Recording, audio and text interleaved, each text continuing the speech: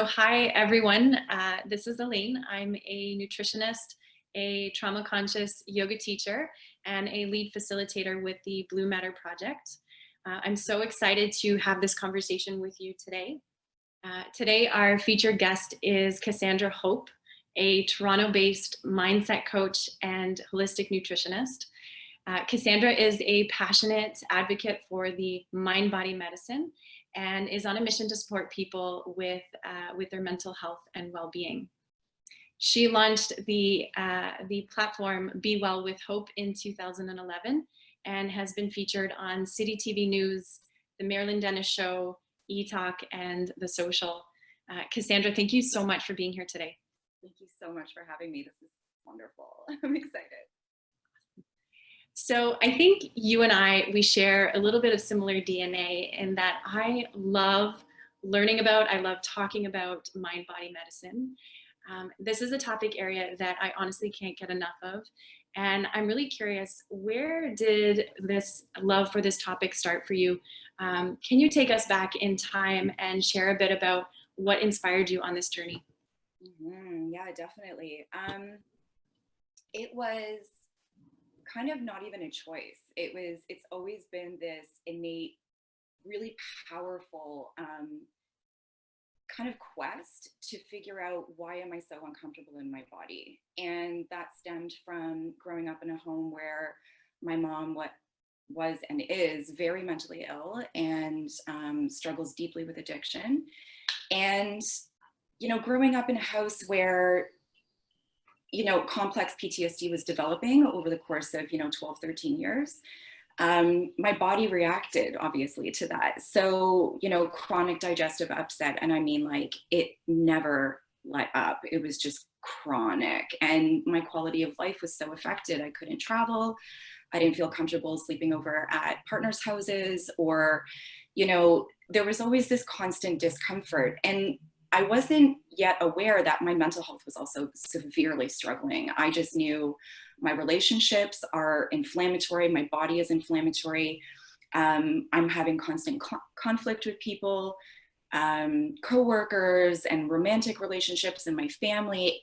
And I was suffering. It was, I was like, this can't be. I'd look around at everybody else and think, like, these people look pretty okay with their families and pretty okay with their relationships. What is it that they have that I don't have? And what I came to learn, and I'm still learning, is all of the after effects of trauma, which is modeling your parents' behavior and genetic predispositions to whatever health concerns you might be dealing with post-trauma. So I started to see, oh, wow, okay, this is like a complete mind-body approach. There's not going to be one detox or one way of eating or working out. It's not one thing is going to be the answer to heal. So after relentlessly researching decades of investigating the relationship between food, my body, stress management, mindfulness, all of that, I'm having the most peace in my life that I've ever had. And I have the most hope for my future that I've ever had. So, the passion's still there, and it's just building. It's just growing more and more. Mm-hmm. Thank you so much for sharing that. I'd love to hear a little bit more about how you got into nutrition, and also the sort of the movement aspects of what you do at this time. Yeah, so interesting. So I actually started out with movement first. My mother, told me stories of growing up in Florida and doing all natural bodybuilding competitions, and how she would train on the beach. And, when she had cancer, we went vegetarian, and I remember just drinking fresh juice and eating lots of tofu and greens and sprouts. So it was kind of, this, like, how can I say it? It was this dream that I had of being able to repattern the bad memories that I had with good ones from my mother, which were these beautiful stories and experiences of food healing the body, and, exercise as a way of empowering herself. So although my mother unfortunately has fully slipped through the cracks, I am so grateful that I took those stories and those experiences along with me through my healing journey. So, you know, when I was in my 20s and I started to kind of grow up and realize you have a problem. Like there, I was addicted to drugs and alcohol, and things were just a mess. And I was like, okay, you need to get your shit together. So I started training for competition. And I naturally gravitated toward bodybuilding because those were the stories my mom had. So um, I went pro. I trained really hard. I gained a lot of confidence, but I was also still really struggling with my gut. And you know, there was no amount of bodybuilding or dieting that was making things better. It was just that very linear approach, and I needed more of a comprehensive approach. So in time, I started investigating schools, and the whole purpose of going to nutrition school was to heal my gut from severe constipation, severe constipation. And you know, I didn't. At the end of school, I was like, if anything, it was worse, because a whole foods diet, when you're dealing with gut infections, as I have been, um, that causes more inflammation because the infections love whole foods. So I was like scratching my head going, am I just destined to be busted forever? Like why wasn't getting my certification as a holistic nutritionist enough? I have the education, you know, and what I came to learn after meeting my dear friend, who's now my sister, and she's been a mentor and my business partner in another business that I've had. And she's a naturopathic doctor, and she's very well researched and started to talk to me about the role that infections play. And that's where I started to deeply entrench myself in nutrition for people with trauma and chronic inflammation and infections, and also how to clear those infections and get on the other side of that big hill, you know? Absolutely. I can totally relate to that. From your experience, I would love to know how trauma sort of impacts the brain, the digestive system, even the immune system. Yeah, yeah, definitely. Okay, so, you know, when I talk to clients about this, especially because we're speaking on general terms, we can start by acknowledging that is it the chicken or the egg, right? So is it a diet rich in refined foods and pro-inflammatory foods and drugs and alcohol, both pharmaceutical, recreational, that affect the gut to the point where the neurotransmitters are not being produced in the gut? Because whatever's happening in the gut is happening in the brain, right? So if the gut is really inflamed and then it starts to impact our healthy brain, or is it the mental, emotional, or physical trauma that the brain has experienced that is trickling down into the gut dysfunctioning? So, you know, we don't know which one that is, especially because it's a general conversation right now. But let's start with a top-down approach. So let's say somebody's experienced trauma, complex trauma. You know, what's happening right now with COVID, in my opinion, is complex trauma. It's when our basic needs are not being met on a consistent basis. So our brain is going to start to repattern. It's going to start to kick into its reptilian state of survival, which is, it's been great. It's something that's kept us alive and gotten us to where we are today. But the difficulty is that we aren't being chased by a bear. We aren't being chased by a tiger. We aren't, you know, fending for food, hopefully not, in a way that we might have been in Paleolithic times, let's say. So we have conscious mind to consider as well. And that's where, you know, things like these talks and all of the beautiful coaches out there that are speaking to trauma can help us to understand the power that we have by using conscious self-directed thought to retrain the brain, or to keep our thought patterns and our symptoms or our physical reactions kind of with these really beautiful guardrails on either side, so that we're not slipping back into what our brain really wants to do right now, which is be hyper vigilant and assess the environment constantly for threat. And what that's going to do, depending on your upbringing and your life experiences and your genetics, is it's going to settle you into one of a few states. Either, you know, if you're lucky, it'll be a ventral vagal state, which you're quite ventral vagal state is when you are connecting, you're creative, you are problem solving, you're in your body, you feel good, you're digesting food, your immune system is functioning well. Then you might go into a mobilization state, which is more the fight or flight, where, you know, your chest is restricted, your vessels open up for more vascularity, more blood flow, your gut shuts down. So you're not digesting food because you're in that prep phase for the fight. All of those things, immune function and digestion, take a lot of calories, and your body wants to conserve those calories for the fight. So it's important to try and stay in your mobilization state as acutely as possible when you really, really need it. And then we also have the dorsal state, which is, this is all part of the polyvagal theory. If you guys haven't heard of it, you can do some research on online for that. It's wonderful, very empowering information. But the dorsal vagal state is where you pretty much collapse. You are immobilized, you're frozen. You might, depending on your personality, go into a fawn state. And fawn state is, you know, a dangerous place to be in because, you know, it's pulling you into potential trauma loops and trauma bonds, which I know we're going to chat about shortly. But all of these states are going to nurture different parts of the nervous system that connect to our immune system and our digestive system.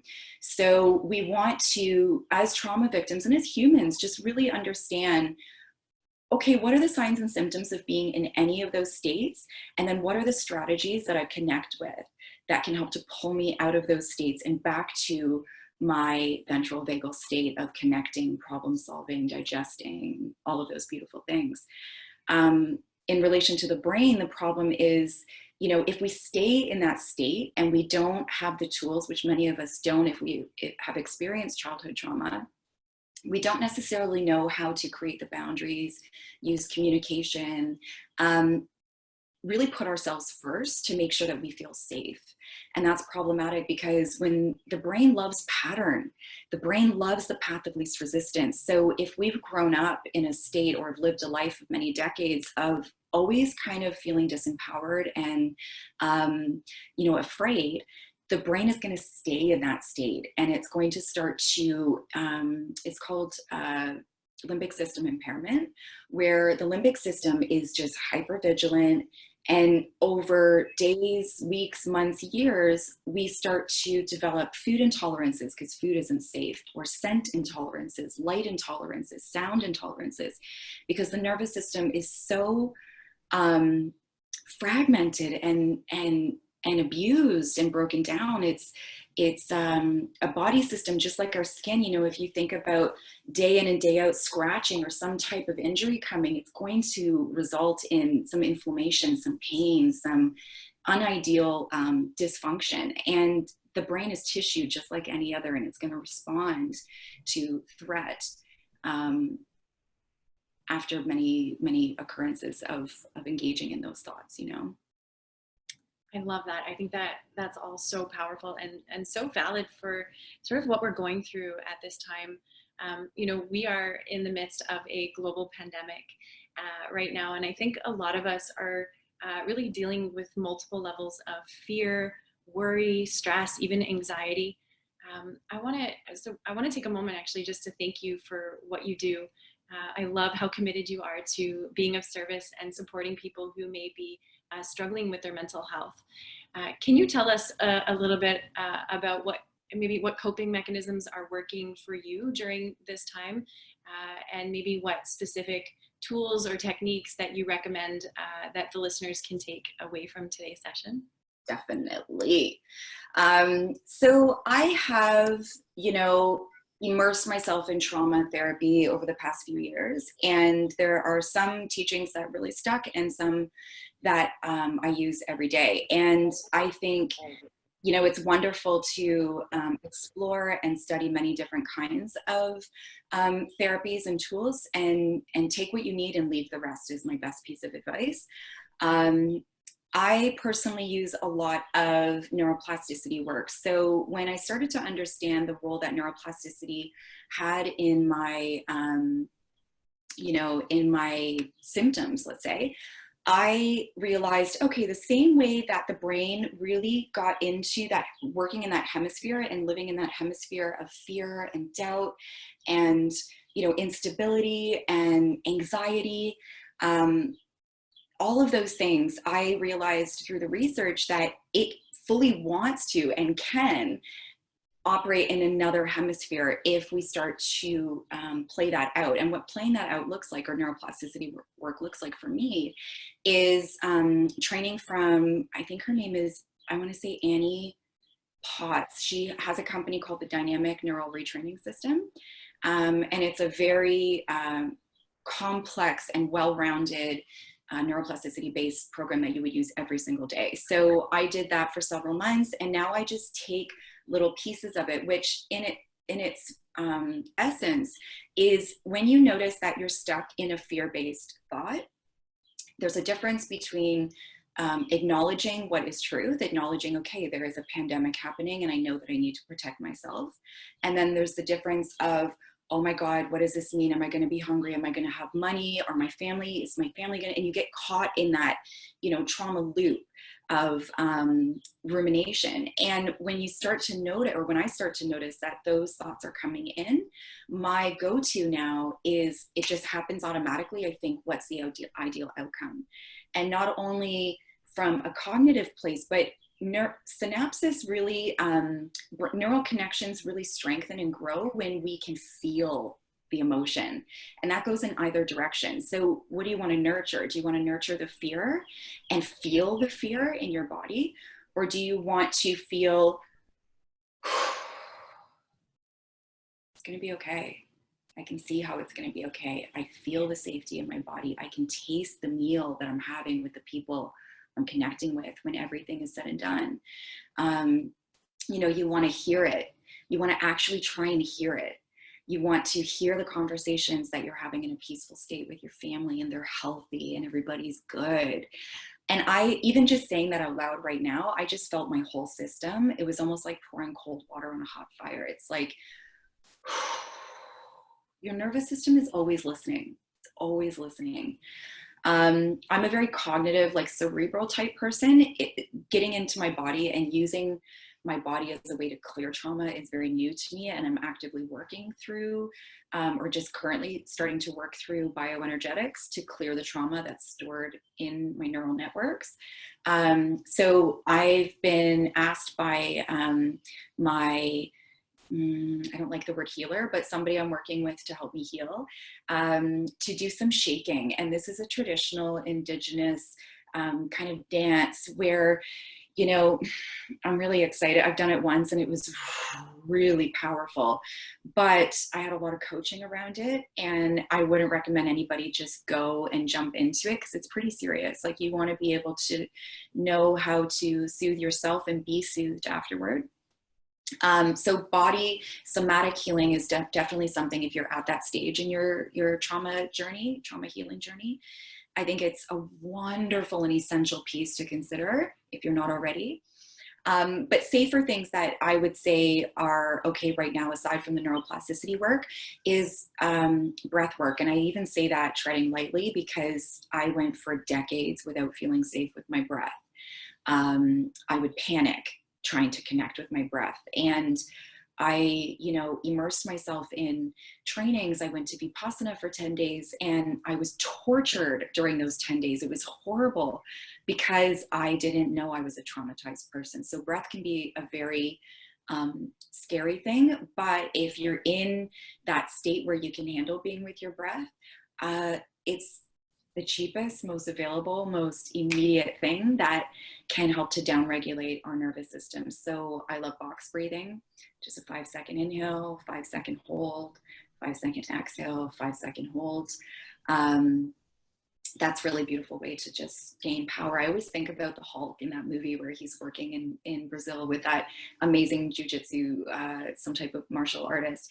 And he was really probing him, and he had his heart rate monitor on his wrist, and he's probing him and trying to get him to, get angry and get upset. And he could see his heart rate building and building and building. And his work was to breathe and to get that heart rate back down so he didn't turn into the Hulk.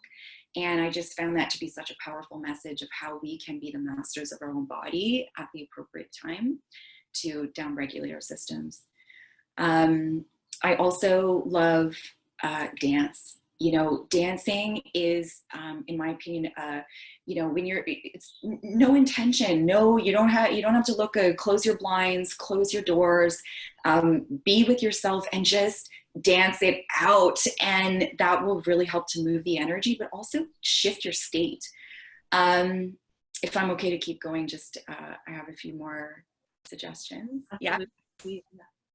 I think boundaries and having healthy conversations with, you know, family and romantic partners, platonic relationships, coworkers and bosses. I mean, this is a time when people are going to unintentionally, hopefully, really push our boundaries. So we might, especially if we're in a dorsal vagal state, we don't want to be pushed. We can't really handle that. That is something that is our right to protect. It's our emotional body, which is going to impact our nervous system, our gut, everything. So being able to have clear and healthy communication with people where we're not angry, we're not adding more inflammation to the situation, we're just simply stating what is true for us and what we need in that moment, so that we're protecting ourselves. You know, if our parents didn't show us how to do that, and we weren't raised in an environment where it was safe to create boundaries, physical and verbal boundaries, we are left vulnerable to re-traumatization. So it's really wonderful when we can see that it's our worth and our birthright to be protected and feel safe. And by using boundaries, we can do so. I love that you just mentioned that. For myself, I was traveling just before the pandemic was announced. And when I came back for, you know, my 2 weeks that I was in isolation during my travel quarantine, I couldn't believe, you know, being by myself in isolation, I couldn't believe the kinds of things that I was experiencing in my body.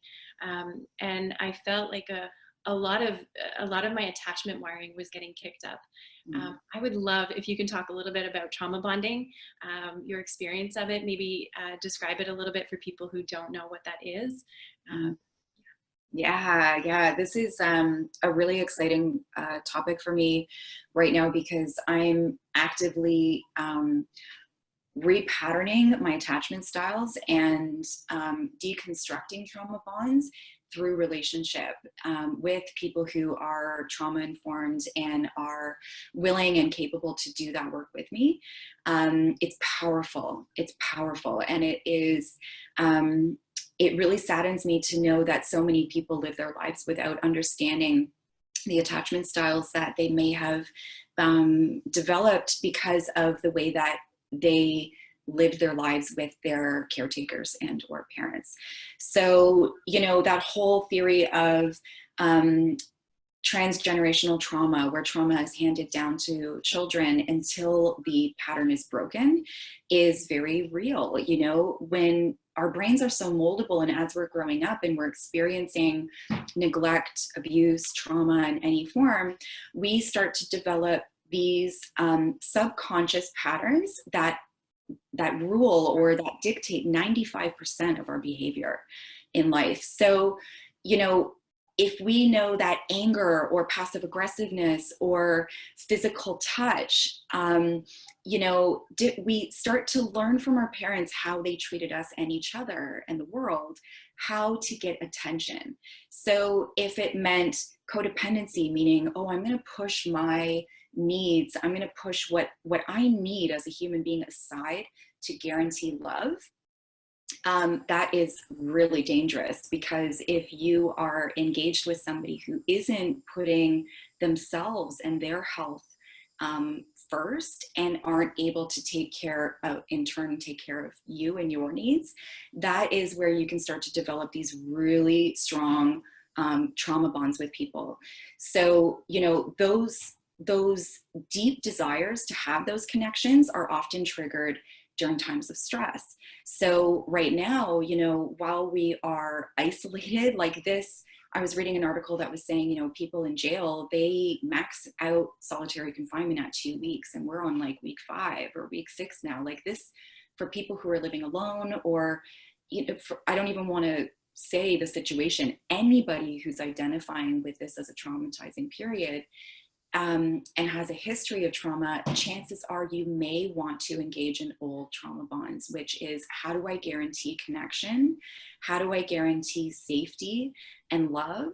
And if you're going to old patterns of sidestepping your needs, not using communication and boundaries, not knowing what you need to feel good in your body, and just kind of flailing, it's going to further lend to that trauma loop in the brain, and to that trauma loop within the brain and the body, just circulating, right?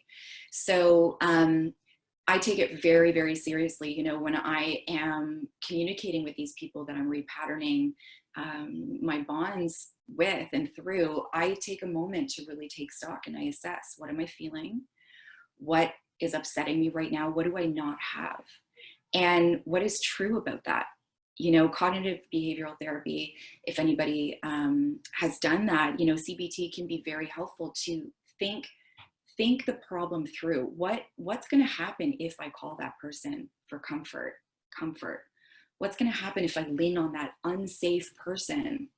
I know it's unsafe. I don't feel good in my body. I feel like I shake. I get tremors. My gut shuts down.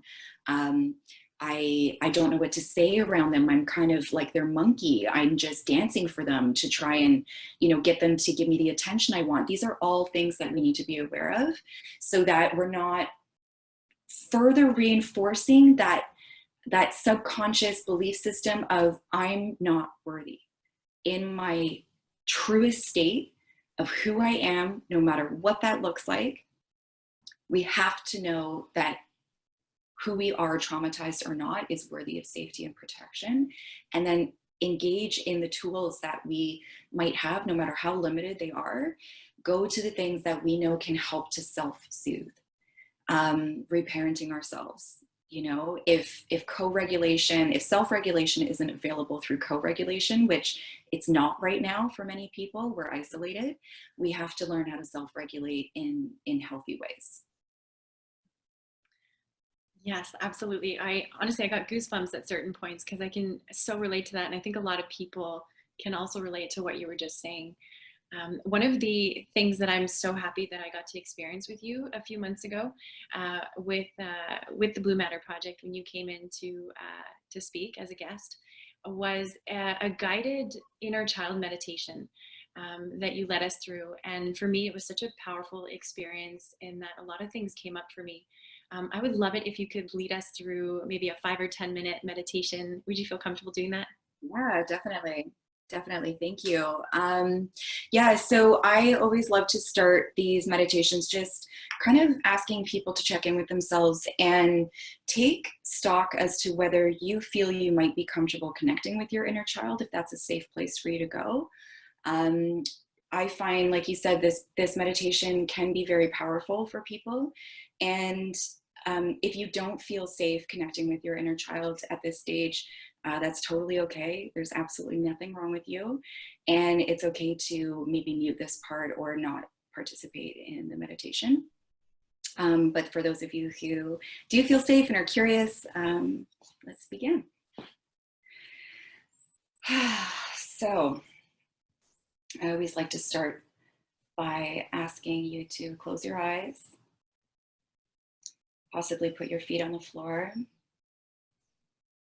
Feel the base of your feet on the floor, feeling how supported and grounded you are in this moment. Taking a nice deep breath through the nose, sending that air into the belly.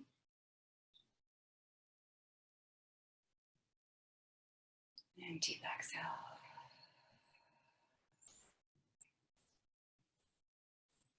Noticing where there might be any areas in the body that feel tingly, unsafe, nervous.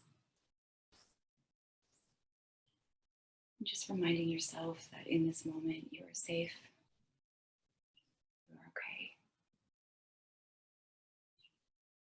and it's okay to relax.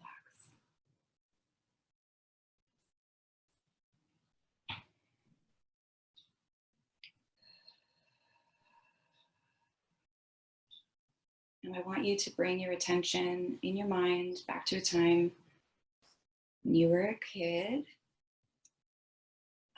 preferably, before the age of 12, if you can connect with any age of yourself. Just see where you show up. What's in front of you? What do you see?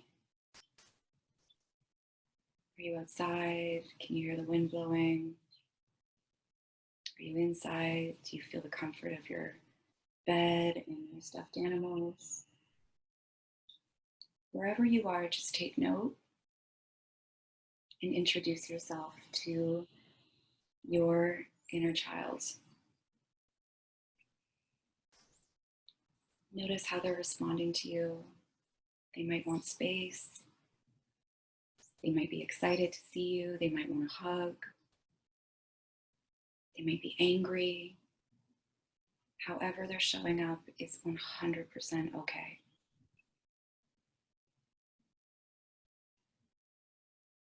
And in this moment, I ask you to provide your inner child with whatever it is that they're asking you for. If you're not clear, it's okay to ask them, what is it that you need in this moment?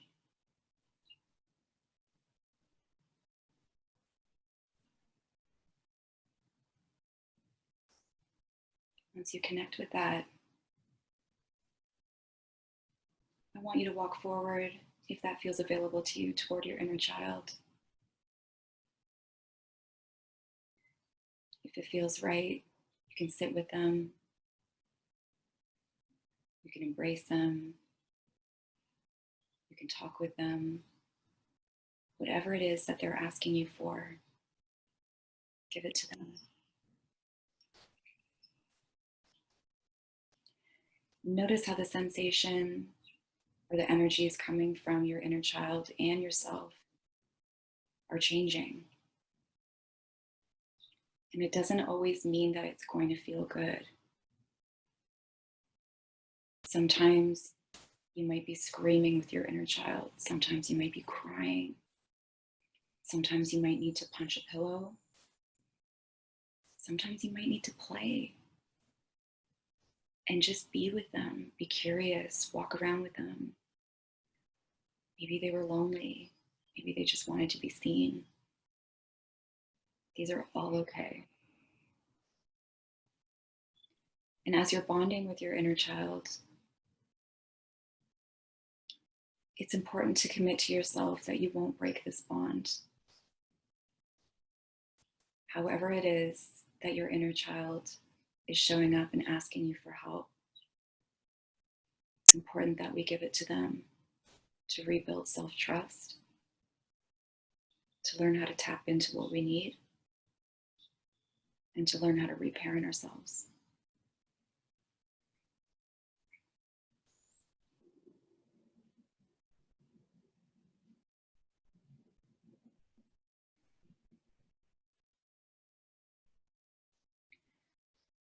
As we start to pull out of this meditation, feel free to let your inner child know that you'll be back and that you can tap into this anytime.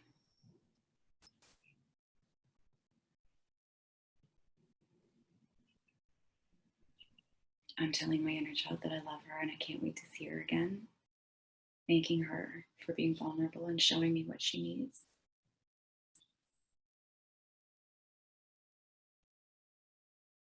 And as we start to come back to our bodies, feeling the ground beneath our feet, feeling our hands on our legs, our bum on our seats,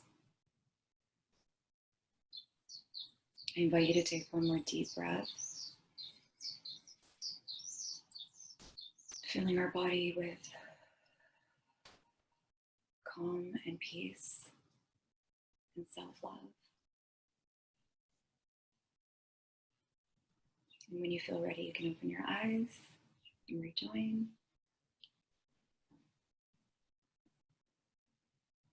Thank you. Thank you so much, Cassandra. That I just felt my whole body soften as you were guiding us through that. Thank you. For our listeners today, where do you get your message out? How can they connect with you? I know that you offer a lot of amazing recipes for the digestive health. Tell us where can the listeners connect with you? Yeah, great. Thank you. So I blog a lot about, trauma and food and all of that stuff on my website, bewellwithhope.com. And I'm really active on Instagram. I absolutely love the gram. So if you want to follow me there, I'm pretty much active daily, and it's Be Well with Hope. Thank you so much.